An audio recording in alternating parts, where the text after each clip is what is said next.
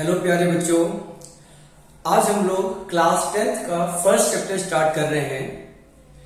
इससे पहले बेटा मैंने 9th क्लास के जो है 2 लेक्चर्स रिकॉर्ड कर दिए हैं, 2 चैप्टर्स।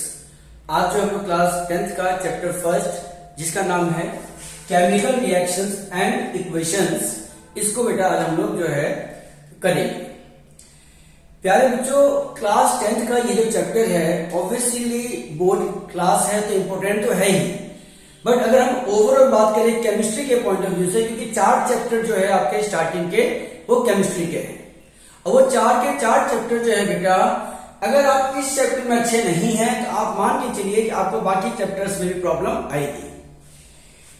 इस चैप्टर को बेटा अच्छे से करने के लिए कुछ चीजें जो है अगर हम बात करें कि भाई प्रीवियस क्लास से भी रिलेटेड है, कुछ चीजें ऐसी हैं जो कि प्रीवियस क्लास से भी आपको करनी पड़ेगी, स्पेशली बेटा 9th क्लास।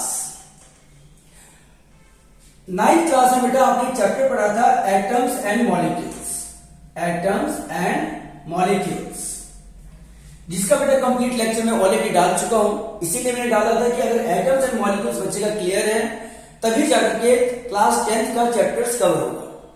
तो एटम्स एंड मॉलिक्यूल्स के अंदर बेटा आपने एक तो टॉपिक पढ़ा था फॉर्मूला मेकिंग, एक टॉपिक बेटा आप लोगों ने पढ़ रखा है फॉर्मूला मेकिंग। इसके अलावा बेटा जो ऑब्वियसली जो सिंबल्स हैं, है ना, सिंबल्स वगैरह जो होते हैं एलिमेंट्स के, कि हाइड्रोजन का H होगा, ऑक्सीजन का O होगा, एटम्स क्या होता है, मॉलिक्यूल्स क्या होता है, ये सारी चीजें जो है बेटा अगर आपने क्लास 9th के अंदर इसको कर रखा है तो आपको क्लास 10th के फर्स्ट चैप्टर में कोई ज्यादा प्रॉब्लम नहीं आने वाली। तो मेरी आप सभी से रिक्वेस्ट है कि अगर आपने इसको नहीं किया है तो एक बार आप एनसीईआरटी लेवल पे या जो मेरे जो लेक्चर्स हैं उनको आप एक बार जरूर गो थ्रू कर लें। ठीक है बेटा, तो चलिए हम लोग बेटा स्टार्ट करते हैं अपना क्लास 10th का chapter chemical reactions and equations. बेटा इस चैप्टर के अंदर हम सबसे पहले क्या क्या पढ़ने वाले हैं। ऑब्वियसली बेटा हम पहले इंट्रोडक्शन पढ़ेंगे। सबसे पहले बेटा हम लोग पढ़ेंगे इंट्रोडक्शन, जिसके अंदर केमिकल रिएक्शंस, केमिकल इक्वेशंस क्या होता है इसको पढ़ेंगे हम लोग। जब इंट्रोडक्शन बेटा आप पढ़ लेंगे तो उसके बाद हम लोग इक्वेशंस को थोड़ा डिटेल में पढ़ेंगे, क्योंकि बेटा इक्वेशंस को पढ़ने के बाद हमें इसकी बैलेंसिंग भी करनी है। क्या करनी है बेटा, हम इसकी बैलेंसिंग भी करेंगे। जब बैलेंसिंग कर लेते हैं बेटा उसके बाद हमारा आएगा टॉपिक, नेक्स्ट टॉपिक आएगा टाइप्स ऑफ रिएक्शंस। क्या पढ़ेंगे बेटा हम लोग, टाइप्स ऑफ रिएक्शंस।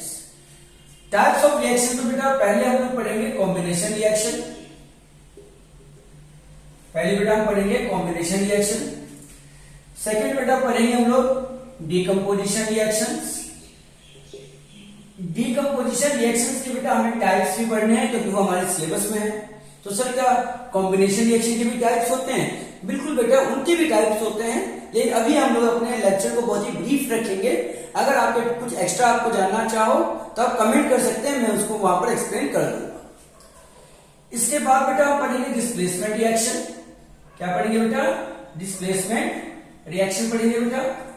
उसके बाद पढ़ेंगे बेटा हम लोग डबल डिस्प्लेसमेंट। उसके बाद बेटा हम लोग पढ़ेंगे double displacement reaction. Double displacement के भी जो है बेटा उसकी कैटेगरी कह लीजिए, या उसी के अंदर हम लोग 2 इंपोर्टेंट टाइप ऑफ रिएक्शंस को पढ़ेंगे। एक तो पढ़ेंगे न्यूट्रलाइजेशन रिएक्शन जो आप पहले भी पढ़ चुके हैं, और एक पढ़ेंगे प्रेसिपिटेशन रिएक्शन।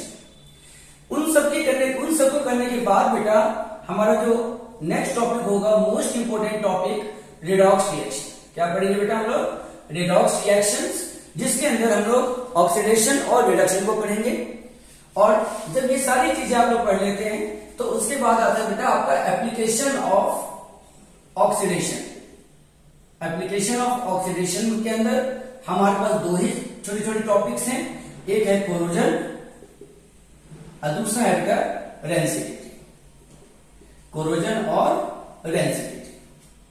तो इस तरह से बेटा ये जो पूरा का पूरा जो चैप्टर है इसको हम लोग 3 to 4 लेक्चर में कवर करेंगे, जिसमें फर्स्ट लेक्चर बेटा हम लोग जो है इंट्रोडक्शन और इक्वेशंस एंड बैलेंसिंग करेंगे।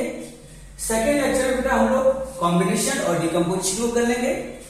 थर्ड पे डिस्प्लेसमेंट एंड डबल डिस्प्लेसमेंट, और फोर्थ लेक्चर में रिडॉक्स रिएक्शन और एप्लीकेशन ऑफ ऑक्सीडेशन करेंगे।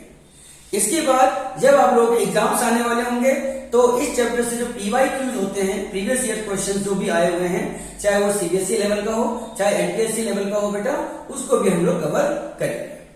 ठीक है प्यारे बेटा, तो अब हम लोग स्टार्ट करते हैं आगे का लेक्चर।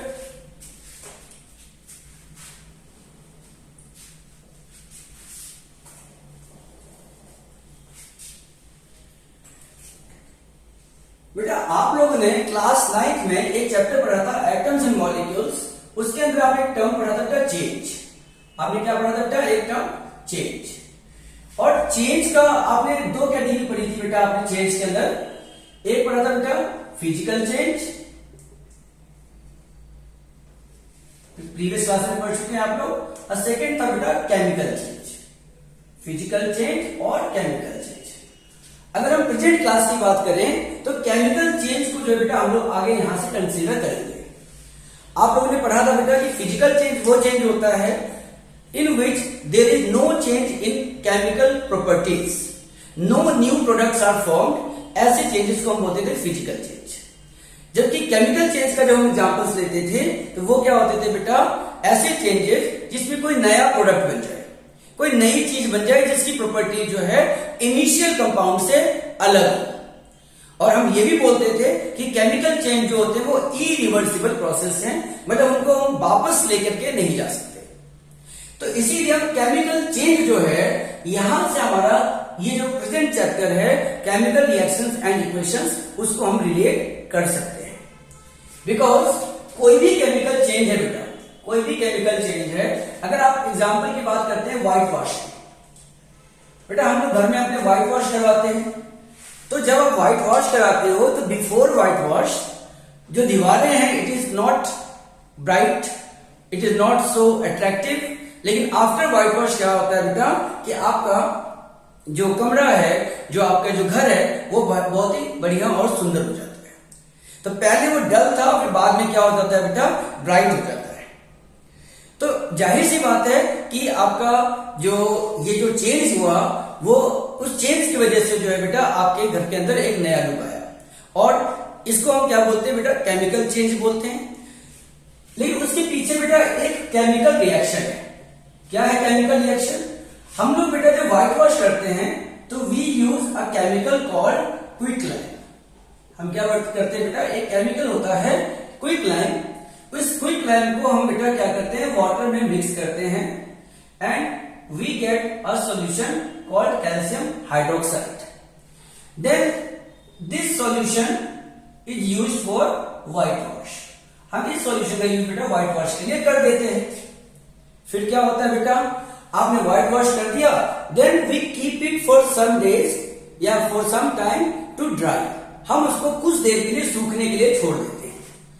तो जब आप बेटा उसको सूखने के लिए छोड़ देते हो तब क्या होता है बेटा? जब आप सूखने के लिए छोड़ देते हो तो एयर में से उसको कार्बन डाइऑक्साइड मिलती है, और वहां पर एक केमिकल रिएक्शन होती है, एक ऐसा प्रोसेस होता है जिसकी वजह से आपका जो CaOH होल ट्वाइस है, कार्बन डाइऑक्साइड है, मिल करके कैल्शियम कार्बोनेट और वाटर बनाते हैं। आपने फील किया होगा कि जो न्यूली व्हाइट वॉश रूम्स होते हैं उनमें आपको हल्का सा मॉइस्चर सा लगता है, इसके अलावा कूलिंग इफेक्ट भी लगता है, and that is because of the water. और जो शाइनी ब्राइट कलर जो होता है, this is due to the formation of this calcium carbonate. ये जो शाइनी ब्राइट जो कलर है बेटा, this is due to the formation of calcium carbonate.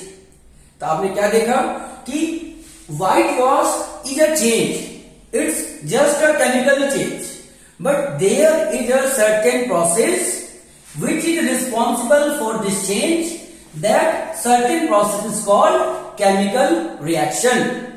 I mean to say that कि जब कभी भी हम किसी केमिकल चेंज की बात करते हैं, रासायनिक बदलाव की बात करते हैं, परिवर्तन की बात करते हैं, तो उसके लिए एक केमिकल रिएक्शन रिस्पॉन्सिबल होती है, एक रासायनिक अभिक्रिया रिस्पॉन्सिबल होती है, जिसमें कि फॉर्मेशन ऑफ CaCO3 होता है। और ये CaCO3 यानी कैल्शियम कार्बोनेट रिस्पॉन्सिबल होता है उस ब्राइट कलर के लिए। तो यहां से बेटा बस मैं आपको कंक्लूड करना चाहता हूं कि कोई भी केमिकल चेंज अपने आप नहीं होता, उसके पीछे कोई ना कोई केमिकल रिएक्शन होती है जो रिस्पॉन्सिबल होती है केमिकल चेंज के लिए। तो अब आगे बेटा हम स्टार्ट करते हैं कि यह केमिकल चेंज क्या होता है, हम उस केमिकल चेंज को समझेंगे। ठीक है बेटा, चलिए स्टार्ट करते हैं।